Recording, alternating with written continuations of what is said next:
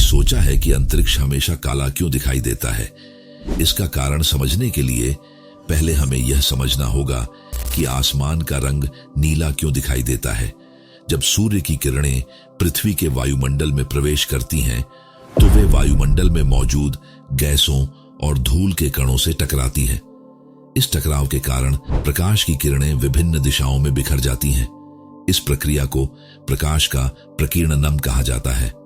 नीले प्रकाश की तरंग दैर्ध्य अन्य रंगों की तुलना में छोटी होती है, इसलिए यह अधिक प्रकीर्ण होता है। इस कारण हमें आसमान नीला दिखाई देता है। अंतरिक्ष में काला इसलिए दिखाई देता है क्योंकि वहां कोई वायुमंडल नहीं होता। इसका मतलब है कि वहां प्रकाश का प्रकीर्णन नहीं होता है। इसके बजाय सूर्य की किरणें सीधे अंतरिक्ष में यात्रा करती हैं और हमारी आंखों तक पहुंचती हैं।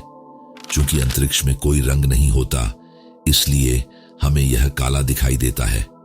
आप इसे ऐसे समझ सकते हैं। कल्पना करें कि आप एक अंधेरे कमरे में हैं। अगर आप कमरे में एक टॉर्च जलाते हैं तो आपको प्रकाश की किरणें हवा में बिखरती हुई दिखाई देंगी। लेकिन अगर आप टॉर्च को खिड़की से बाहर अंतरिक्ष की ओर इशारा करते हैं तो आपको प्रकाश की किरणें बिखरती हुई नहीं दिखाई देंगी। इसका कारण यह है कि अंतरिक्ष में कोई वायुमंडल नहीं है।